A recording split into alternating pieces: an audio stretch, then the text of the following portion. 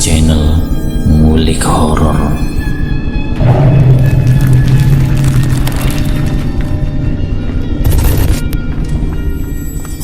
Assalamualaikum warahmatullahi wabarakatuh. Kembali lagi di channel Ngulik Horor.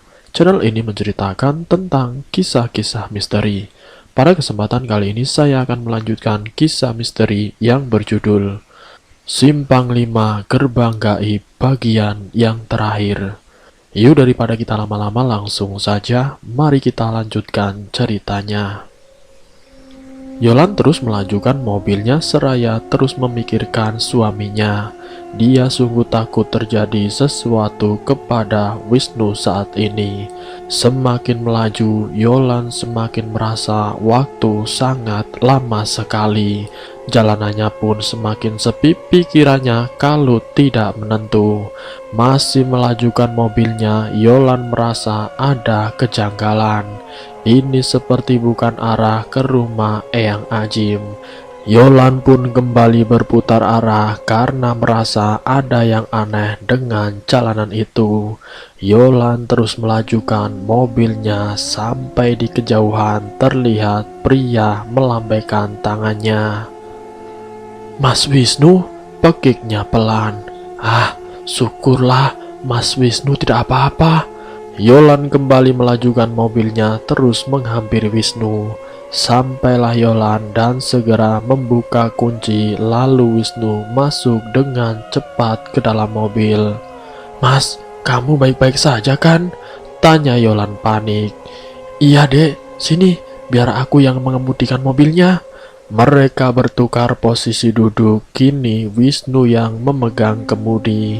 Ia dengan cepat melajukan mobilnya. Yolan menatap dalam sosok di sampingnya kini. Dia merasa ada yang aneh dengan sikap suaminya itu. Namun Yolan berusaha menepis agar pikirannya rileks dan tidak terbebani. "Mas, kamu kok diam saja?" tanya Yolan heran sebab dari tadi Wisnu hanya bengong menatap jalan. Padahal tadi sebelum bertemu Mugo dia cenderung banyak bicara. "Aku sedang fokus mengemudi, jadi kamu duduk saja yang tenang." Yolan hanya mengangguk dengan sedikit perasaan gusar. Namun lagi-lagi dia berusaha menetralkan perasaannya itu. Pukul 7 malam saat sedang melangsungkan pengajian di rumah Eyang Ajim, terdengar suara ketukan dari luar. Lantunan ayat suci pun berhenti sejenak karena salah seorang santri sedang berjalan membuka pintu. "Yolan, Yolan!" Seseorang dengan keadaan compang-camping dan banyak luka menerobos masuk dan terus memanggil nama Yolan. "Wisnu!" Seketika Maya dan Zidan juga semua orang yang mengenali Wisnu bangun dari duduknya, tentunya dengan perasaan luar biasa terkejut. "Yolan, di mana Yolan? Sayang, Yolan, Dek, ini Mas, Dek." Mereka mengerutkan dahi tidak mengerti mengapa bisa Wisnu kesini dengan keadaan seperti itu, dan terus memanggil nama Yolan seraya menangis. Wisnu menyasar seluruh ruangan rumah Eyang Ajim, dan ia tidak henti memanggil nama Yolan. "Hentikan Wisnu, maksudmu apa mencari Yolan kesini? Bukankah istrimu telah meninggal?" ucap Zidan kesal saat melihat Wisnu terus bersikap aneh seraya terus memanggil nama Yolan. "Brengsek!" Wisnu meninju bagian wajah Zidan dengan kesal dan emosi. "Tutup mulutmu Zidan, istriku masih hidup. Dia tadi aku suruh untuk segera datang ke sini. Biarkan aku menemui dia." Wisnu meracau tidak henti-henti. "Apa maksudmu Wisnu? Bukankah kamu sendiri yang bilang bahwa Yolan telah meninggal akibat kecelakaan? Apa sekarang kamu pura-pura lupa?" ujar Zidan. "Ya, benar. Aku memang memalsukan kematiannya. Istriku masih hidup Zidan. Tadi aku membawanya dari rumahmu untuk menuju ke sini karena tua bangka iblis itu sedang mengejarnya untuk dijadikan umpan agar kamu dan keluargamu menyerah dengan simpang tiga, ujar Wisnu menjelaskan.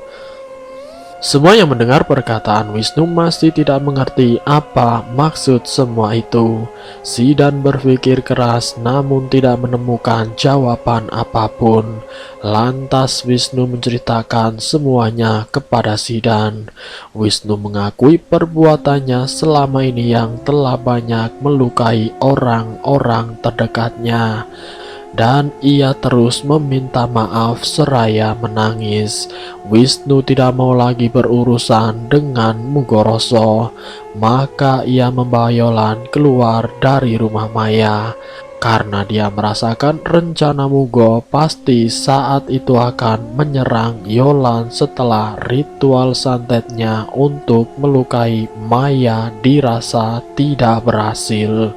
Semua orang masih mendengarkan cerita dari Wisnu dengan perasaan gusar dan juga kesal. Aku merasa Yolan akan menjadi target selanjutnya. Makanya aku membawa dia keluar dari rumahmu, Zidan. Namun sial, si Mugo mengetahui rencanaku saat akan menuju ke sini. Aku mencoba menghentikan dia dengan terus melawannya. Untuk itu, Yolan aku suruh ke sini sendirian. Selagi aku menghadapi si tua bangka keparat itu.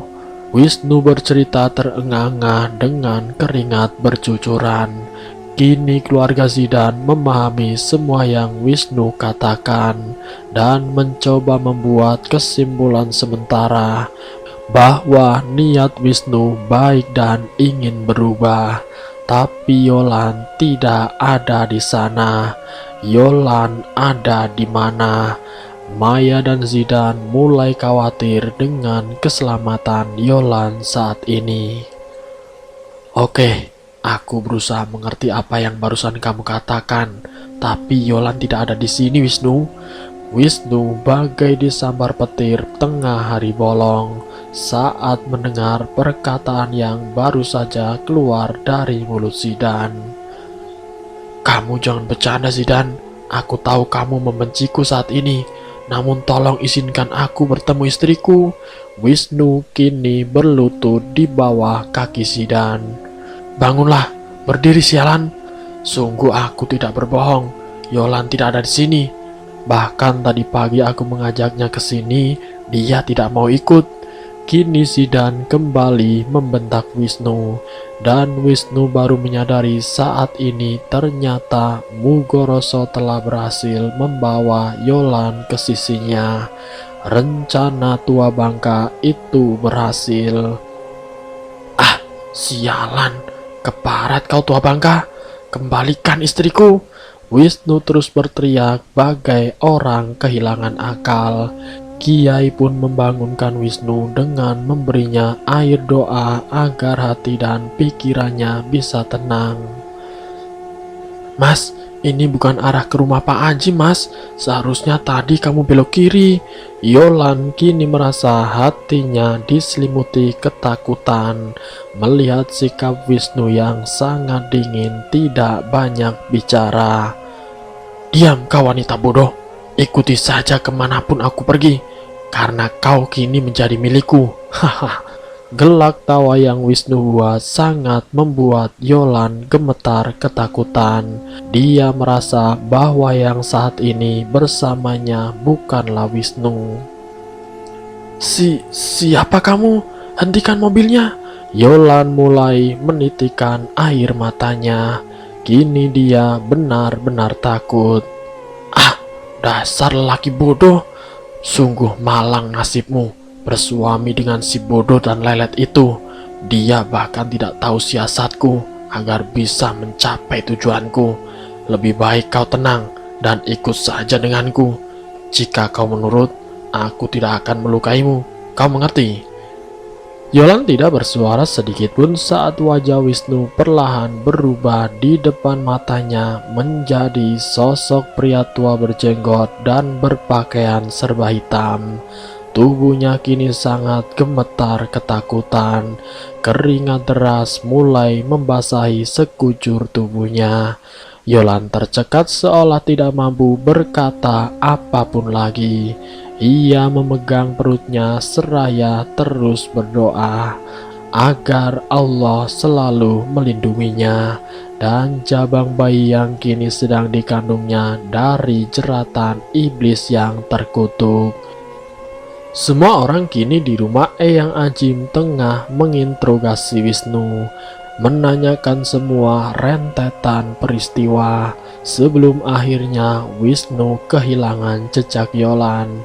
Wisnu kemudian menceritakan dengan rinci sampai saat mobilnya sempat tidak dapat melaju karena sihir dari Mugoroso. Dan Wisnu memberitahu mereka semua sebuah rahasia besar bahwa Mugoroso mempunyai kesaktian berupa dirinya bisa mengubah wujudnya menjadi apapun yang dia mau karena persekutuannya dengan iblis itu. Dan Wisnu sangat yakin saat ini pasti Mugo sudah membawa Yolan ke sisinya. Aku yakin pasti dia menyamar menjadi aku untuk menjerat Yolan. Semua orang di sana tidak henti mengucapkan takbir. Sungguh iblis telah membuat Mugo lupa akan segalanya. Padahal jelas-jelas dia adalah manusia dan manusia tidak akan bisa berubah wujud jika tidak ada campur tangan iblis dalam segala hal. Wisnu juga bercerita bahwa Mugo memang sudah mengabdikan hidup dan matinya hanya untuk bersembah pada makhluk-makhluk laknat itu. Tidak usah takut, Nak Wisnu. Tidak ada kekuatan tertinggi selain kekuatan Allah yang Maha Kuasa. Jika kamu mengakui semua kesalahanmu, lebih baik segera kamu tunaikan taubatmu. Sholat taubatlah, memohon pada Allah agar Allah mengampuni segala kesalahanmu.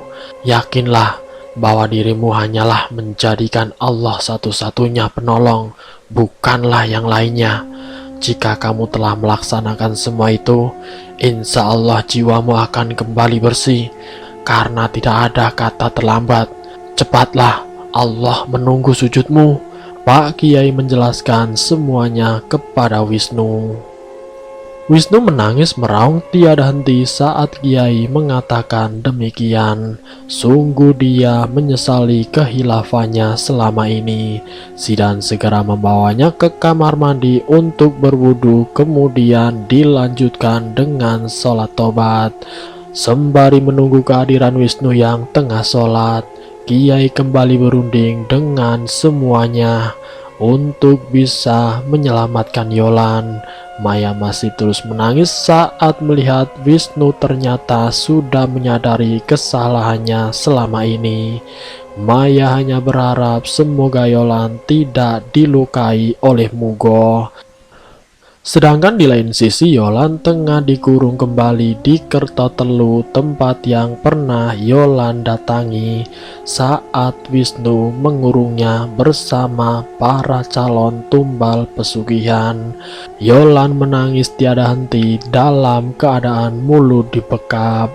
Saat di sana Yolan dikelilingi seluruh makhluk mengerikan berbagai bentuk. Yolan hanya menunduk dengan tangan diikat ke belakang. Kau tahu apa kesalahan yang suamimu perbuat kepadaku sejak awal? Mugo duduk di kursi goyangnya menanyakan sesuatu yang sama sekali belum Yolan ketahui. Yolan menatap murka si tua bangka berjenggot itu. Dia itu bodoh, kau tahu? Kematianmu sebenarnya sudah aku atur sejak awal perjanjianku dengan dia. Sebab kau pun memiliki weton Jumat Kliwon, sama dengan gadis kecil sialan itu. Apalagi selama 2 tahun menikah dengan dia, kau masih harum, belum pernah disentuh. Benar bukan yang aku katakan? Yolan terus berteriak dengan keadaan mulutnya dibekap. Pasti saat ini dia sedang menjawab kesal pertanyaan Mugo, walaupun dengan mulut tertutup. Mugo lalu melepaskan tutup mulut Yolan agar ia bisa menjawab. apa yang akan coba Mugo utarakan. "Dengarkan aku, nak," ujar Mugo Roso. "Tutup mulutmu, tua bangka. Jangan panggil aku dengan sebutan itu. Aku tidak sudi. Cuy." Wah, Mugo masih dengan gelak tawanya yang menjengkelkan. "Dengar, saat aku ingin berusaha membunuhmu, dia berlutut dengan alasan sangat mencintaimu. Persetan dengan semua itu. Akhirnya aku mengurungkan niatku untuk menjadikanmu tumbal dan membuat perjanjian kembali dengan suamimu, karena aku masih kasihan padanya."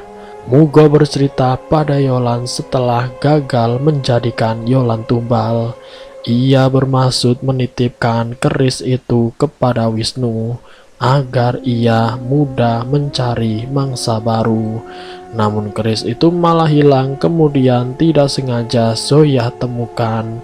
Itu menguntungkan sekali bagi Mugo, sebelum ia tahu bahwa sebenarnya Zoya sendiri adalah musuh terbesar baginya. Mugo mengeluarkan ponsel kemudian menekan nama Wisnu, namun tidak kunjung diangkat. Ia terus mencoba berkali-kali pun, namun tetap saja tidak diangkat. "Kiai, apa yang harus kita lakukan sekarang?" tanya Wisnu yang semakin terlihat agak pucat karena belum mendengar kabar istrinya sampai sekarang. Kiai masih harus menyusun kembali rencana yang sebelumnya akan dilaksanakan malam ini karena berbagai alasan yang terjadi terus-menerus. "Mbah Yai, andai keris itu diberikan saja pada kakek tua itu, memangnya apa yang akan terjadi? Aku sudah lelah, kasihan adik juga bunda." Si kakak ternyata sedari tadi terus memperhatikan pembicaraan itu dan mulai mengutarakan pendapatnya. Kiai belum bisa memutuskan apapun saat ini. Ia harus terus menimang semuanya agar tidak sedikit pun dari mereka terluka. Ahmad lalu berkata bahwa yang selama ini Mugo incar adalah keris itu. Jadi sebisa mungkin jangan sampai dengan mudah terkecoh siasat yang Mugo lakukan saat ini. Tapi Wisnu kemudian berkata bahwa Yolan awalnya yang ingin Mugo incar sebagai tumbalnya, karena Yolan pun lahir di malam Jumat Kliwon. Namun karena Wisnu melarangnya, Mugo akhirnya mengurungkan niat dan menyuruh Wisnu untuk mencari mangsa baru. "Dan saat ini kamu takut Yolan akan terluka di tangan Mugo, begitu?" tanya Zidan yang mulai mengerti arah pembicaraan yang Wisnu maksudkan. Wisnu mengangguk mengiyakan pertanyaan Zidan. Namun Kiai mengatakan bahwa jika Yolan sedang mengandung, itu artinya ada janin yang masih suci di dalam kandungan. Jin manapun tidak akan berani melukai, karena Allah selalu menjaganya. Maka dari itu memberikan keris ke tangan Mugo hanya akan membuat dia senang nantinya, sebab dia akan merasa menang dari mereka. "Lalu apa yang harus kita lakukan, Kiai? Aku sangat khawatir dengan istriku."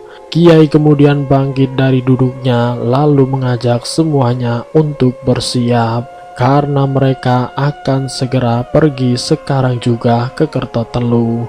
Kiai sudah tidak mau terus diam. Kini Kiai melangkah dengan yakin ingin langsung menyudahi semua ini. Malam itu juga Kiai dan rombongan segera berangkat untuk menuju Kertotelu. Zoya terus diberikan arahan agar dia bisa menyelesaikan semua ini dengan baik. Bersama ke-30 santrinya, Kiai juga keluarga Zidan membawa sejuta harapan agar semua berakhir tanpa ada yang terluka. Walaupun hati Wisnu kini tengah berdebar saat terus memikirkan nasib istrinya. Mereka semua sedang dalam perjalanan dan akan diperkirakan sampai setengah jam lagi. Sementara di sisi lain, Yolan masih mencoba melepaskan diri dari jeratan Mugoroso dan para jin pesuruhnya itu dengan terus bertakbir dan bersolawat. Mugo merasakan bahwa dia mulai gemetar, entah mengapa tidak seperti biasanya. Mugo pun membawa Yolan keluar dari gubuk tua. Namun tiba-tiba saja dari kejauhan terlihat sorot lampu kendaraan menuju tempatnya. Ah, keparat, pekiknya dalam hati. Segera Mugo membawa Yolan untuk pergi dari gubuk itu dan terus melangkah mendekati sorot mobil, bermaksud akan mengancam mereka dengan todongan senjata tajam tepat di leher Yolan. Kiai tidak gentar, ia bersama rombongan santrinya dengan cepat mereka duduk dan langsung membuat formasi utuh mengelilingi Mugoroso. Dibukalah dengan cepat Al-Quran yang mereka pegang dan langsung membacakan semua ayat-ayat yang sudah dipersiapkan sebelumnya. Mugo sangat terkejut karena saat ini dia telah terkepung oleh para santri. Matanya melotot tajam saat bismillah mulai dibacakan. Yolan yang masih ditodong pisau belati, ia tidak bergerak sedikit pun, sebab dia mengerti jika bernafas pun sepertinya dia akan terluka, karena Mugoroso mulai merasakan sesuatu dalam tubuhnya. Hentikan! Tubuh Mugo bergetar. Ar-Rahman, Allamal Quran. Hentikan keparat, aku tidak akan kalah. Dia masih dengan gelak tawanya terus merasakan sakit, namun masih bisa dia sembunyikan lewat tawa. Mana anak kecil itu? Sudah kuduga, pasti dia tidak akan mau menuruti kata-katamu, Kiai. Tidak ikut bersama mereka.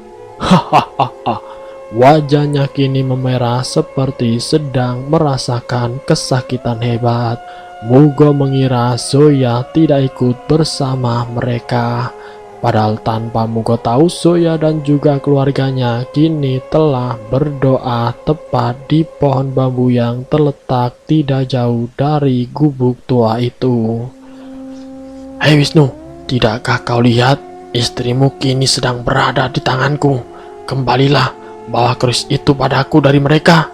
Nanti kau akan aku ampuni. Mugo masih terus berusaha mempengaruhi Wisnu dengan Yolan.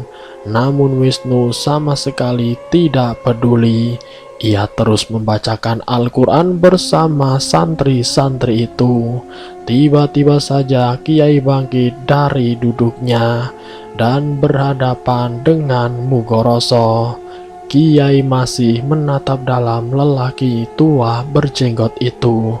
Ada rasa sesak saat Kiai berhadapan dan bertatap muka dari dekat dengan seorang Mugoroso. Siapa kau sehingga manusia bisa mendapatkan ampunan darimu? Tanya Kiai.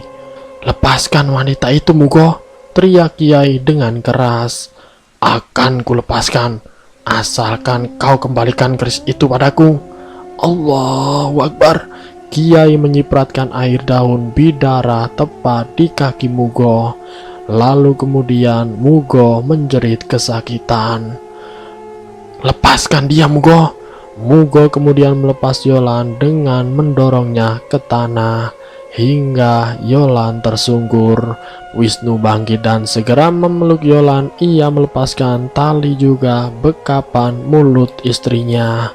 Namun tiba-tiba terlihat darah yang bercucuran. Tidak! Teriak Wisnu saat melihat pisau belati menancap di pinggang Yolan. Sudah kulepaskan dia, Kiai. Haha. Gelak tawa itu membuat siapapun akan kesal saat mendengarnya. Wisnu bangkit kemudian memukul si tua bangka. Namun Kiai segera menghentikannya. Biarkan dia menjadi urusanku. Bawa cepat istrimu ke rumah sakit, cepat. Wisnu mengiyakan titah Kiai dan segera membawa Yolan menuju rumah sakit. Mugo kini meraih kerah jubah Kiai Husein.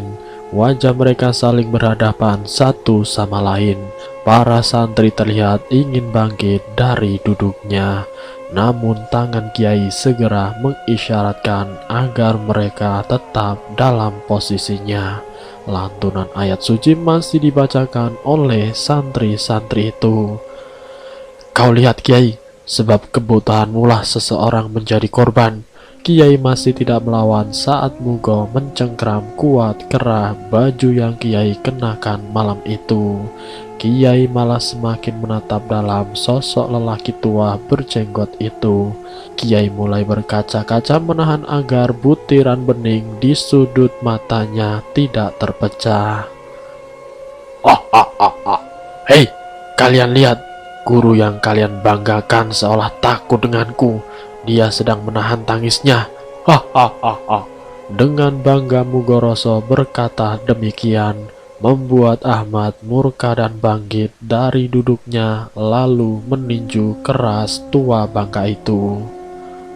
Hentikan nak, duduklah kamu kembali, perintah Kiai Husein. Abah, Ahmad sangat kesal saat Kiai terus menyuruhnya kembali duduk dan melanjutkan bacaan serta terus bersolawat. Apa yang kau lihat Kiai? Kau merasa mulai takut kepadaku, ujar Mugoroso. Tidak, aku sama sekali tidak takut. Allah selalu bersamaku, jawab Kiai Husein. Buktikan jika Allah bersamamu, maka aku pasti telah binasa saat ini. Mugo masih merasa sombong dan besar hati ketika ia mencoba menantang Kiai Husein. Hentikan Kang Mas, Allah murka kepadamu, bertaubatlah kau, aku akan membantumu. Seketika Mugoroso melepaskan cengkramannya itu saat Kiai Husein memanggilnya dengan sebutan Kang Mas. Siapa kau? Tanya Mugoroso dengan menjauhi Kiai Husein. Wajahnya sangat terkejut luar biasa. Begitupun juga para santri yang menyaksikan merasa aneh dengan sikap Kiai yang seperti itu. Kiai tiba-tiba saja merasa lemas, kakinya bergetar hebat. Ia tidak kuasa lagi berdiri sehingga ia tersungkur jatuh dan menahan tubuhnya dengan berdirikan di atas lututnya. Mugo masih terus menatap Kiai Husein dan saat mulai sadar, Mugo lebih terkejut lagi dengan mulut terbuka lebar. Husein Sulaiman, ucap Mugo menunjuk ke arah Kiai. Para santri dan juga Ahmad sangat bingung dengan sikap mereka. Mereka seperti sudah saling mengenal satu sama lain. Masih tidak mengerti, Ahmad segera menghampiri Kiai dan mencoba meminta penjelasan. Namun saat akan bertanya, Mugoroso menjerit kepanasan.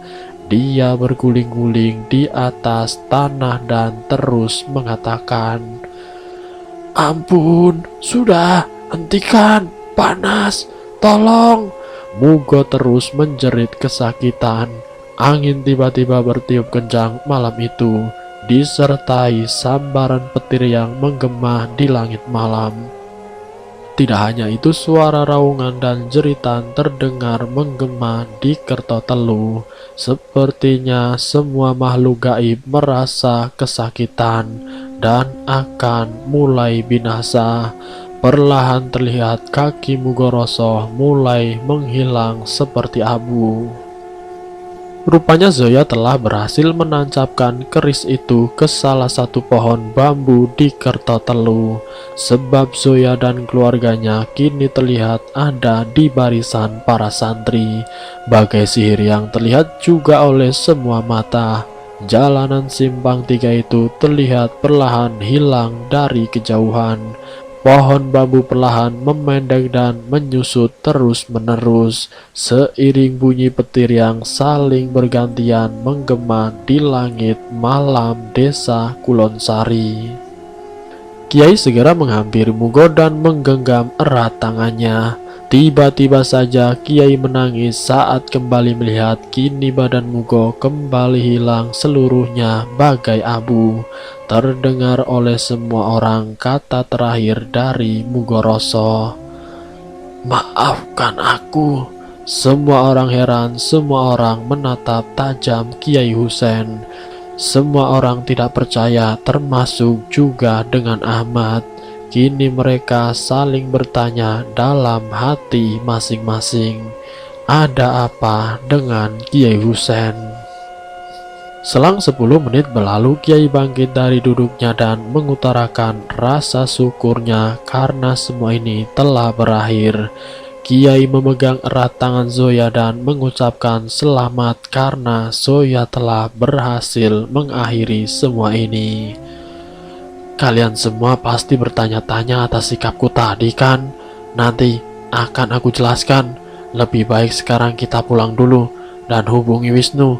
Istrinya tadi terkena tusukan pisau, jelas Kiai Husein. Zidan dan Maya terkejut mendengar bahwa Yolan terluka, karena mereka tidak tahu apa saja yang terjadi saat mereka menemani Zoya di pohon bambu untuk menancapkan keris itu. Mereka semua kini bergegas pulang dari Kertotelu yang kini sudah tertutup rapat. Mereka akan segera ke rumah sakit untuk melihat kondisi Yolan. Saat tiba di rumah sakit, Yolan telah berada di ruang operasi.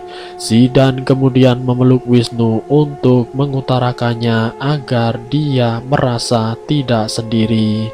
Wisnu masih dengan tangisnya tidak henti mengucapkan maaf kepada semuanya. Ahmad masih melihat tajam sorot mata ayahnya yang sayu. "Aku tahu apa arti tatapanmu itu, nak," ucap Kiai. "Akan aku jelaskan." Lalu Kiai menceritakan kepada mereka mengapa sikapnya tadi seolah tidak rela Mugoroso telah binasa. "Ketahuilah nak, lelaki tua bangka bernama Mugoroso itu adalah kakak kandungku yang sudah meninggal 20 tahun yang lalu. Nama yang sebenarnya adalah Agung Sulaiman, bukanlah Mugoroso." Ahmad terperanjat saat mendengar kata yang keluar dari mulut ayahnya itu. Tidak hanya Ahmad, Eyang Ajim dan semuanya sungguh tidak percaya. Lantas Kiai meneruskan ceritanya bahwa Agung Sulaiman atau Mugoroso memang benar kakak kandung Kiai Husein. Bisa terlihat dari nama belakang yang sama, yaitu Sulaiman. Dulu tepatnya saat menuntut ilmu bersama di sebuah pondok pesantren, Agung Sulaiman atau Mugoroso memang sudah sering menyimpang dari ajaran Allah. Ia selalu mengurung diri dengan membuat wirid-wirid yang menyimpang, sebab menyatukan asma Allah dengan berbagai dewa-dewi kayangan, dengan menyatukan atau mencampur adukan kalimat Allah dengan berbagai ajian-ajian sesat. Sampai akhirnya Kiai Husein mendapati kakaknya berbuat demikian dan melaporkan semua perbuatannya kepada kedua orang tuanya. Setelah mendengar semua itu, orang tua Kiai Husein malah membuang dan tidak mengakui lagi Agung sebagai anak. Dan dari sinilah tragedi bermula. Setelah diusir dari pondok pesantren dan juga rumahnya, Agung dikabarkan meninggal setelah 1 tahun dirinya diusir oleh keluarganya. Husein muda tidak percaya bahwa kakaknya telah meninggal, sebab dia sangat mengenal sifat sang kakak dengan baik. Bila diajak bicara baik-baik, tentulah dia akan berubah. Namun sayang, keputusan orang tuanya malah mengusir Agung dengan tangan kosong. Maka dari itu, saat pertama kali bertemu Mugo, dia merasa tidak asing dengan wajah itu. Maka Kiai memutuskan mendekat dan menatap Mugoroso lebih dalam. Ternyata dugaannya benar bahwa yang dihadapannya malam itu tidak lain adalah kakak kandungnya. yang telah lama dikabarkan meninggal dunia. Maka tak hayal saat saling menyadari keduanya sama-sama terkejut. Begitu pula Mugoroso yang mengenali dan mengatakan nama lengkap Kiai Husein, karena dia pun tahu yang selalu memanggilnya dengan sebutan Kang Mas adalah adiknya sendiri. Semua yang mendengarkan dibuat menggeleng tidak percaya. Namun begitulah kenyataannya. Mugoroso atau Agung Sulaiman harus berakhir dengan keadaan menyedihkan. Jauh dalam hatinya Kiai merasakan sakit karena sang kakak memilih jalan yang salah. Namun Kiai selalu yakin bahwa semua tidak ada yang kebetulan. Semua sudah menjadi takdir Allah lewat perantara yang Allah kirimkan, yaitu Zoya. Kiai merasa sakit menyaksikan kakaknya binasa di hadapannya sendiri. Namun hukum Allah tidak dapat Kiai tentang.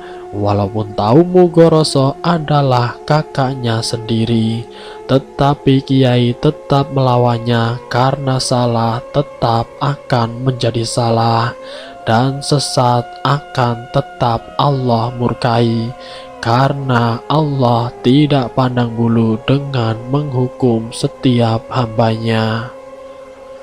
Kiai berpesan kepada Wisnu jangan pernah kembali bersekutu dengan iblis, karena tipu dayanya luar biasa menyesatkan.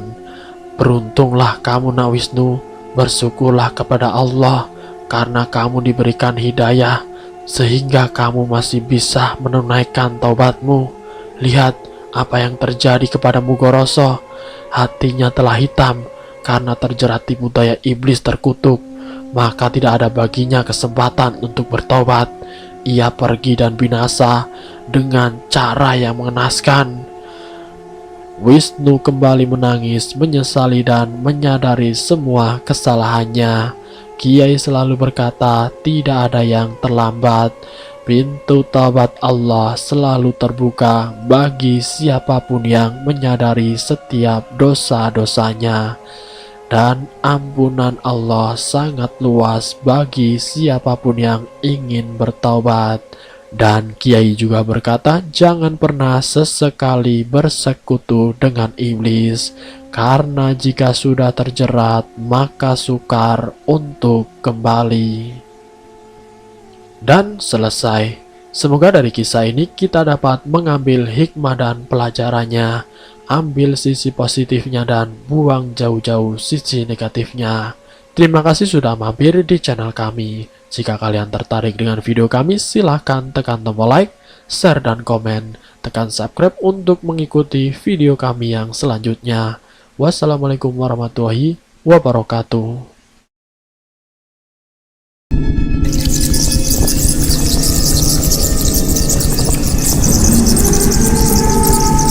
Selamat datang di channel Ngulik Horor.